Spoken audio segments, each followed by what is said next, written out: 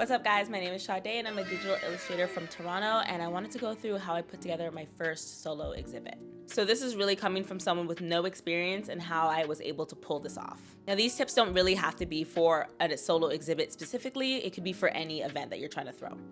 First off, you want to start with a vision for your event. So the who, what, when, where, why, all those questions need to be answered from the jump. I would say the responsible thing is to start off with the how, like how much money you're willing to spend, your budget. I didn't do that. I had money saved up, so I knew how much I was willing to go. I think I was really not trying to pass maybe $4K really to put together this event. So that was kind of my limit, but I didn't really think of that because I had money saved up. So this event was going down no matter what the cost. It was just something I'd always wanted to do, so I was willing to spend on this. Where are you having your event? I knew I wanted to have it close to downtown so it was easily accessible because a lot of my friends and family work or live downtown. Mostly for this event, I really wanted to have the people who were supporting me, my friends, some of my family, and just industry professionals to kind of just show out and, I don't know, hang out, network, and just vibe. I expected maybe 80 people. Honestly, guys, I had this event. I paired it with a milestone birthday because I had this anxiety that no one was gonna come. And I felt like, okay, it's my first solo exhibit and it's my birthday, so people are gonna come. So I expected maybe 80 people to come. And that was just my ballpark. You wanna know when you're gonna have it because you wanna give yourself enough time to get everything together. I think I started planning this in January and I threw it in mid-April. So I had about 4 months to get everything organized. And then your why. Why should people come? Are you just throwing an event just to party? Are you throwing an event to make a statement? Just know why you're having people there so that you're able to kind of put that within a proposal. You also have to know what you want to have in the space. So for me, obviously I had to have my illustrations posted up somewhere. So I needed a lot of blank wall space and I needed there not to be too much stuff in the room to distract from my pieces. I knew I needed a DJ. I also wanted 2 of my friends to perform their songs during the event. And I also needed tables for merch and for snacks. I also had the idea to have a large blank white wall so that I could project time lapses of my art that I've done throughout the years in like a grid format. So these were just at the beginning of me brainstorming the things I knew I really wanted to have. Next, I suggest putting everything in a proposal. So I used Canva to kind of put together a profile. I already had a website, so that was something people can go toward just to know that like I've been doing this, you know, but I still had everything on my website in a proposal so that I could send it off to sponsors, so I can send it off to people who would be renting out their space to me so they had an understanding of who I was and what the fuck I was gonna be doing in their space. Next, I would suggest trying to find your venue. So I used Open Space. I could have swore it was called Open Space, but it's actually called Gigster. It's a website that has a bunch of studio spaces in Toronto that are available for rent. And in there, I just put a bunch of filters of how many people I wanted there, the amount of time I wanted to rent it for. Some places don't rent past a certain time or on certain days, so that was important to include. Once I selected some of the spots I thought would work the best, I tried to book walkthroughs with the owners so that I could kind of see what the space looked like and where everything would go.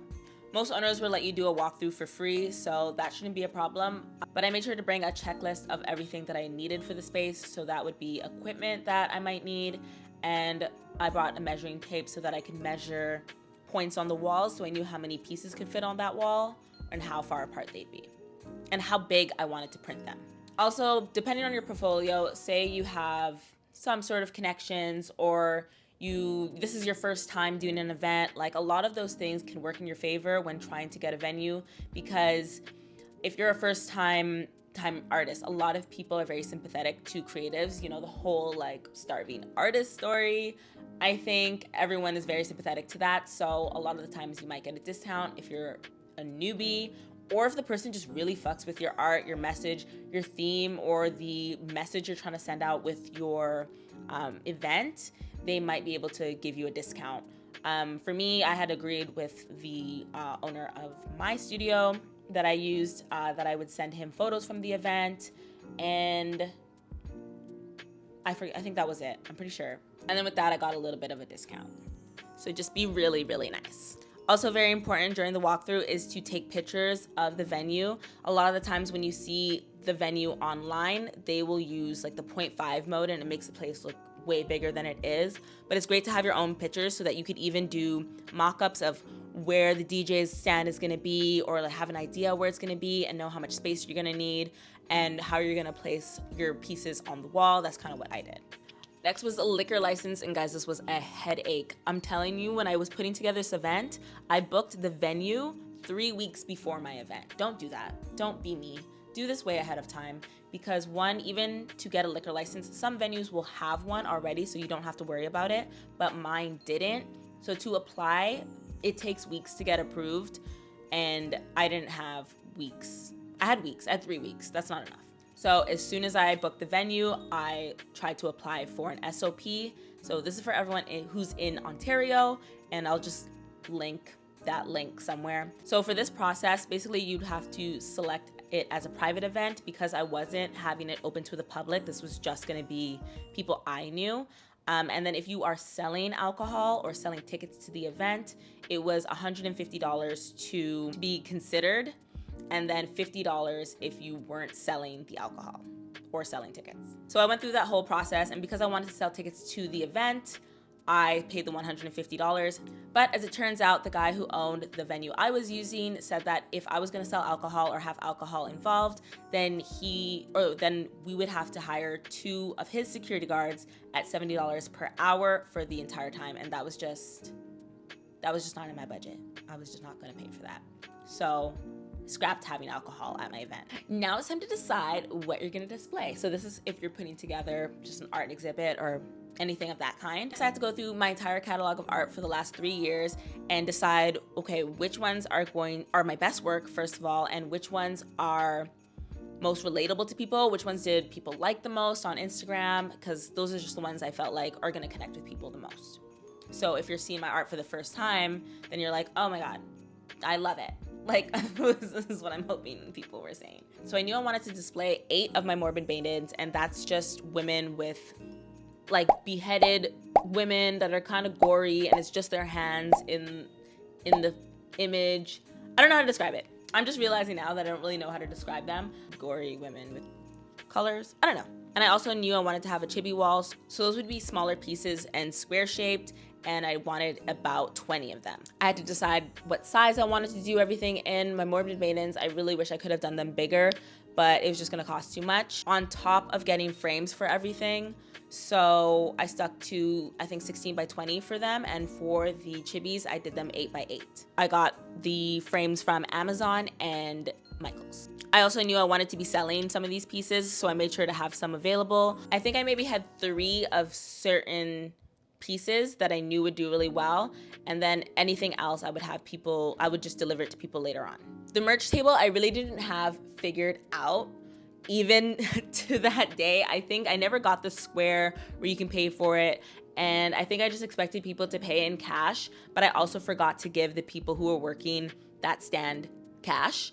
So they had to pay exact cash, or they would just e-transfer me, and we would just be on the trust system because I was running around, so I couldn't really check if once a purchase was made, I was getting paid for it. So really, I just had to trust everybody. That's what happened. I didn't have time to explain how I wanted those things sold. It just kind of worked out, which that's a bad habit. That was bad.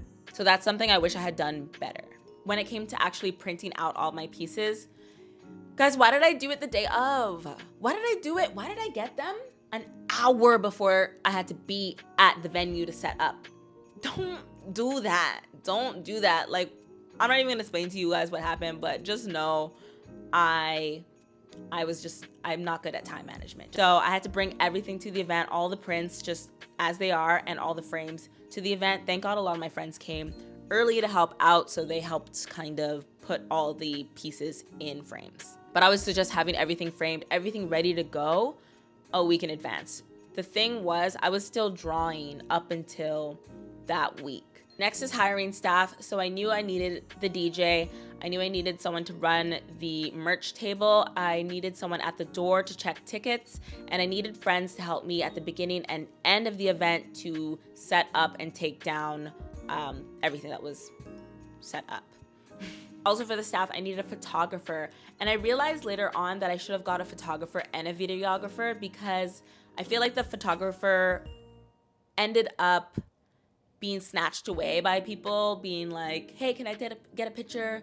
Hey, I need a picture. Like, a lot of people want to take pictures with me, obviously. So people kind of waiting their turn to take the picture with me. But I did really need more atmospheric content. So just videos of the entire room, just showcasing how many people are there, what people are doing. I feel like it gives a better idea of the vibe. Trust me, guys, don't try to do everything on your own. I had to ask friends if they knew brands, if they knew sponsors, if they could volunteer to help out, if they wanted to work to help out.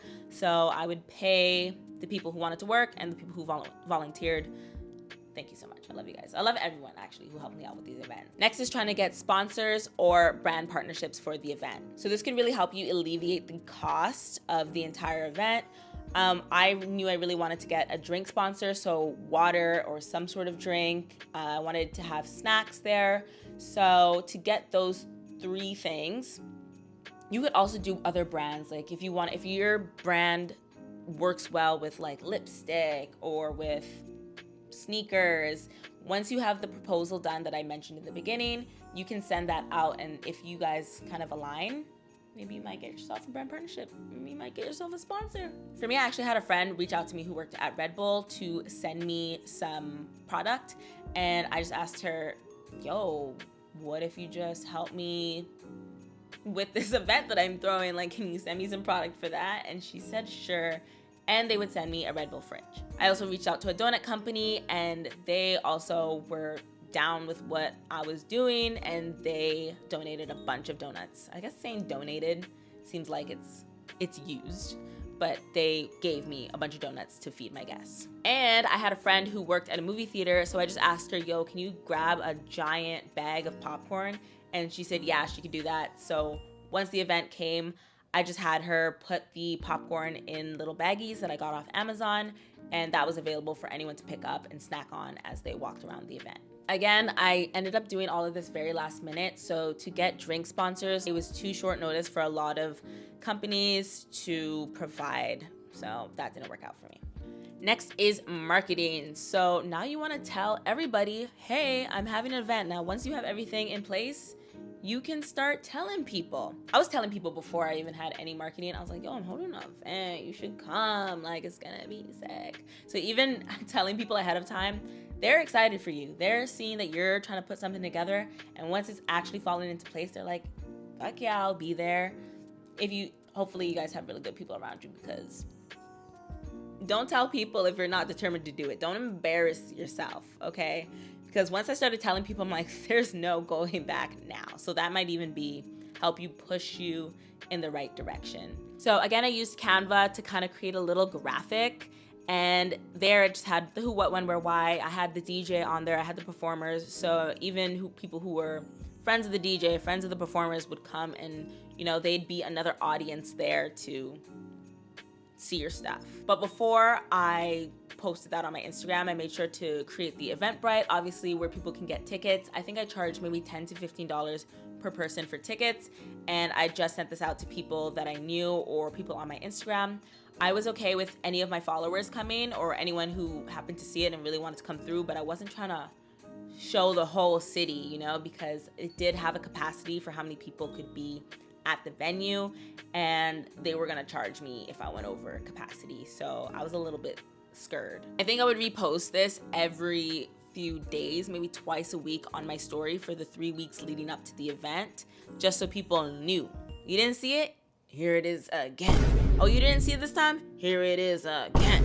And I had other friends who also reposted it to their stories, so shout out to my friends for real, because you guys made this the best event. Also, once people had bought tickets and it was maybe a day before the event, I think you can send out an email through Eventbrite to everyone who's bought tickets, and I kind of just laid out all of the information you need to know, like, is there going to be coat check? Where are people going to park? Should you eat before? I hate going to an event and not knowing if there's going to be snacks. Like, should I eat before?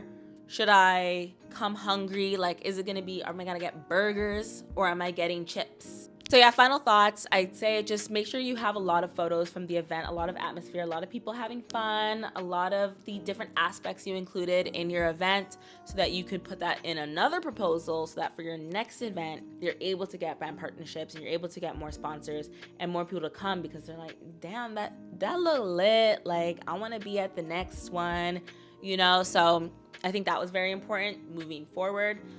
Make sure you have people, again, at the beginning and end to help you set up and take down. That whole process was super easy for me. And the event turned out so well. More people came than I thought were gonna come. But yeah, guys, that was my first solo event, and this is no experience. This is me just asking friends for help, asking everyone for their best advice at certain things. Like if you had an expertise in one area, I would just ask their advice. Let me know if this was super helpful for you guys or if there's any questions you have. I love to help out. That's all, guys. I feel like I'll end up rambling if I continue sitting here. So enjoy the rest of 2024. Hopefully you see me again soon in the next video. Bye. Ratchet bitches wanting Frenchies, not for me. That's the type that put me in my mood. She know that I'm out, but she can cool for me. She know how to put me in my groove. I know it's a lot that you can learn from me. It's just one thing that you gotta prove. If you gotta walk with just a ride for me, I might need an extra for the two. Gotta keep my distance that's surrounding me. I'ma need an extra for the two. They might have to go and build a house for me. I'ma need an extra for the crib, same size as the Galleria. Spanish model with me, call her senorita. I done fell in love with a hood girl. She be putting syrup in her margarita. Buy my college Bible, random Virgin home girl. On the weekend, she be twerking straight. Take a shower in the Maybach, it got curtains. Leave your phone in your purse, you making me nervous. Saint Laurent done fresher than the detergent. I be